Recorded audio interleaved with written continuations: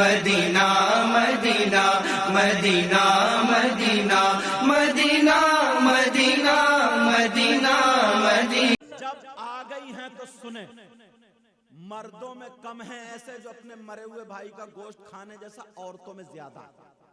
आप कहेंगे नहीं है, मगर मैंने कहा इंसाफ की तराजू में आज तोलना पड़ेगा।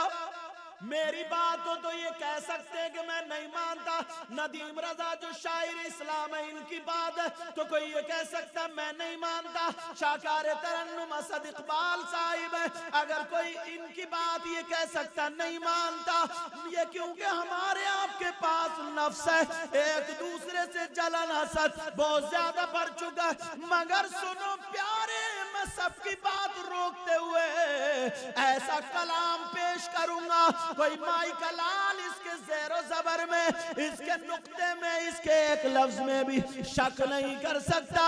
अगर कुरान पाक के किसी लफ्ज में शक करेगा तो वो ईमान वाला नहीं रहेगा। वो कुरान पाक है, कुरान पाक बोलो है कि नहीं है। अब कुरान पाक में तुम्हारे घर में जो कुरान है उसमें देखना, अल्लाह फरमाता है वला बादुकुम बादा अयुहिब्बु अहदुकुम अन याकुल लहमा अखीहि मैतन फकरिहतुमू। इसका तर्जमा सुनो। अल्लाह फरमाता, अल्लाह का कलाम है, कभी गलत नहीं हो सकता। मफहूमन तफसीरन तर्जमा कर रहा हूं। अल्लाह फरमाता है अगर कोई आपस में एक दूसरे की गीबत करता है, क्या करता बोलो? चुगली करता है, चुगली, पीठ पीछे बुराई करता है। इशारे पे करके चले जाते। चाय का कप लिया हाथ में, कुटर कुटर कुटर कुटर, तेरी बुराई मेरी बुराई उसकी बुराई, गीबत चुगली। इसको आसान कर दिया लोगों ने, और इसको अपने आप को काबिल समझने की वजह से ना जाने कितने लोगों का खून कर लिया। ये सोचता लोगों में मुझे काबिल समझा जाए, बड़ बोलता, बहुत ज्यादा बोलता है, कि गीबत करने लगता, चुगली करने लगता है। गीबत करने वालों, चुगली करने वालों, उर्स करते हो तो इल्म भी लेकर के जाओ। जो गीबत करता है, चुगली करता है, पीठ पीछे बुराई करता है, अल्लाह फरमाता है ऐसा है जैसे मरे हुए भाई का गोश्त खाने वाला। करोगे गीबत आज के बाद? बोलो, करोगे चुगली आज के बाद? करोगे किसी की पीठ पीछे बुराई? अगर तुम्हारा दिल चाह रहा, दिल पसीज गया, तो अल्लाह वाले की बारगाह में हाथ उठा करके आज तौबा करने के लिए तैयार हो? मेरे साथ बोलो, तैयार हैं? तो इन हाथों को भी गवाह बनाओ, हाथ उठाओ सब लोग। तुम्हें अल्लाह और रसूल का वास्ता अगर रस्मन ये काम करते हो तो मत उठाओ, जरूरत नहीं है। और अगर दिल से करते हो कि आज के बाद किसी की गीबत नहीं करेंगे, चुगली नहीं करेंगे, पीठ पीछे बुराई नहीं करेंगे, अल्लाह वाले के उर्स में अगर तुमने पक्की सच्ची तौबा कर ली, इंशाअल्लाह इंशाअल्लाह हमारे लिए ये उर्स नूर बन जाएगा। बोलो इंशाअल्लाह।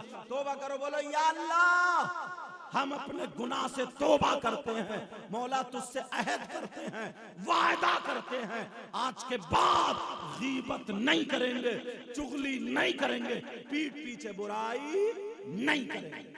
रख लो। ऐ अल्लाह, इन्होंने अहद किया, वायदा किया, मौला इनको इसमें पुख्ता बना दे। ऐ अल्लाह इनको इसमें इस्तिक़लाल अता फरमा दे। ऐ अल्लाह हमारे पिछले गुनाहों को माफ फरमा दे। मेरे मौला पक्का सच्चा नबी का गुलाम बन। अबुल लैस समरकंदी तंबीहुल गाफिलीन उस किताब में लिखते हैं, दो औरतें, सुने बहने खामोशी से, दो औरतें नबी की बारगाह में आई। कितनी औरतें बोलो? अपने मसाइल रखे उन्होंने, नबी ने जवाब दे दिया। अब बैठी थी, नबी ने आंखें बंद करी, फिर खोली। खोलने के बाद नबी उनसे बोले, तुम दोनों अपने मरे हुए भाई का गोश्त खा के आई हो? अपने मरे हुए भाई का गोश्त खा के आई हो? तो एक दूसरे के मुंह को देखने लगी और आंखों में ना आंसू तैरने लगे। कहने लगी आका कोई बहन अपने भाई का गोश्त खा लेगी, वो भी मरे हुए का? नबी ने फरमाया तुम खा करके आई हो।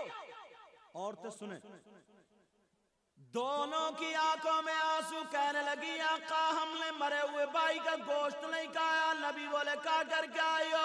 कहने लगी कसम है रब्बे जुल जलाल की आका, मरे हुए भाई का तो अलग रहा, आज की तारीख में हमने हलाल गोश्त भी नहीं खाया।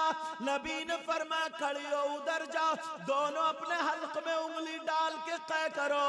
अबुल्ला समरकंदी लिखते जब दोनों औरतों ने हल्क में उंगली डाल के कह की तो गोश्त की बोटियां निकल रही थी, लोथड़े निकल रहे थे। जब मंजर देखेंगी तो चीख नहीं निकलेगी। कहने लगी आका हमारे माँ बाप आप पे कुर्बान, हमारे खून का एक कतरा आप पे कुर्बान। आका यकीन माने हमने गोश्त आज खाया ही नहीं, मगर ये आया कहां से, ये निकला कहां से? तो नबी ने फरमाया सुनो, जब तुम घर से चली थी दोनों तो तीसरे की गीबत करती हुई चली थी, बुराई करती हुई चली थी, पीठ पीछे चुगली करती हुई चली थी। और गीबत करना, बुराई करना, चुगली करना ऐसा है जैसे मरे हुए भाई का गोश्त खाना। कोई औरत भी आज के बाद मुझे उम्मीद है इंशाअल्लाह गीबत नहीं करेगी, बोलो इंशाअल्लाह। चुगली नहीं करेगी, बोलो इंशाअल्लाह। आज के बाद कोई औरत पीठ पीछे बुराई नहीं करेगी, बोलो इंशाअल्लाह, बोलो इंशाअल्लाह। टाइम काफी हो गया। कहा था ना 3 लोग ऐसे हैं जिनकी कोई इबादत काबिल कबूल नहीं। नंबर 1 माँ बाप का नाफरमान, दूसरा वमन्नान, तीसरा एहसान करके एहसान जताने वाला। बस नाजिम साहब 5 मिनट और लेना चाहते, इजाजत हो तो 5 मिनट आप लोग की इजाजत है क्या? क्योंकि बड़े कीमती बड़े अच्छे शायर हैं, मगर मेरे जहन में ना 2 बातें ऐसी आ गई हैं, मैं सोच रहा हूं इन बातों का पहुंचना आप तक बहुत जरूरी है। क्यों? अल्हम्दुलिल्लाह। क्योंकि आप लोग जो है ना असल में ये तो सिर्फ आपका कहना, मगर मैं जानता हूं क्योंकि वक्त और जरूरत क्या होती है वो आपकी मोहब्बत अल्लाह सलामत रखे। लेकिन आज पढ़ाने वाला मैं हूं, मेरी सुन लियो। आप लोग बंबई कमाते हो, दिल्ली कमाते हो, बहुत सारी जगह जाते हो, मगर रोजी का लुकमा हलाल करना बहुत जरूरी है। कमाई का लुकमा, बहुत सारे जाते हैं जाकर के दिल्ली में सट्टा लगा रहे, सट्टा बाबाओं के पीछे पड़ गए। बाबा ने लिख दिया कि 3 घंटे में कोई भी काम हो, उसने नंबर भी दे दिया, इधर से उधर कर देता है वो काम, मतलब काम नहीं कर देता, उसने लिखा। समझ में आ रही? कुछ ऐसे हैं जो सट्टे के नंबर बता रहे हैं, 500,000 रुपए कमाया, 200 रुपए घर में रखे, 800 का सट्टा लगा के इस उम्मीद में कि सुबह को ये अनिल अंबानी बन गया।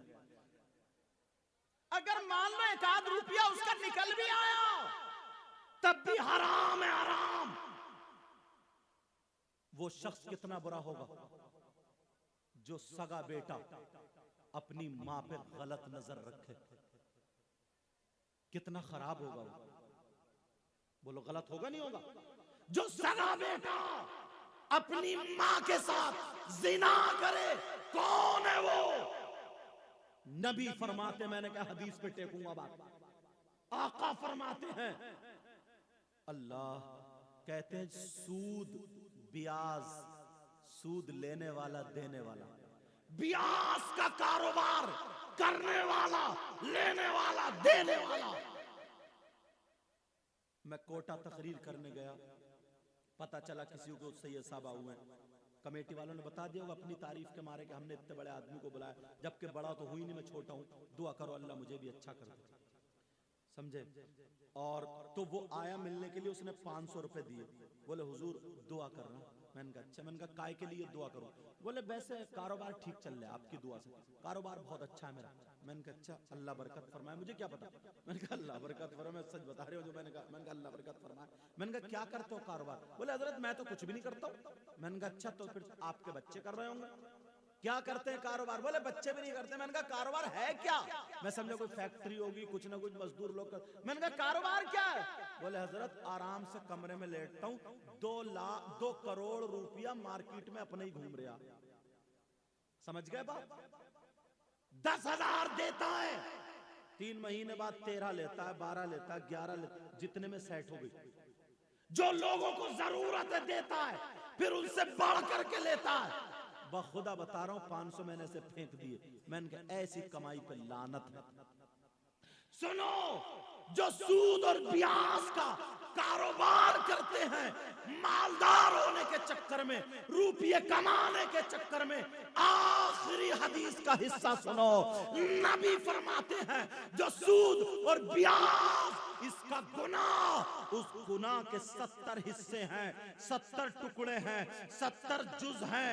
उसके 70 हिस्से, एक इतना बड़ा, इतना बड़ा, इतना बड़ा, इतना बड़ा, इतना बड़ा, 70 दर्जे हैं।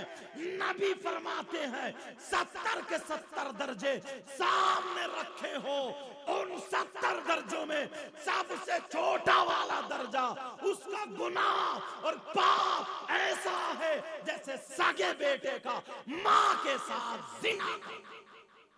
अल्लाह मेरी तौबा, बोलो या अल्लाह मेरी तौबा।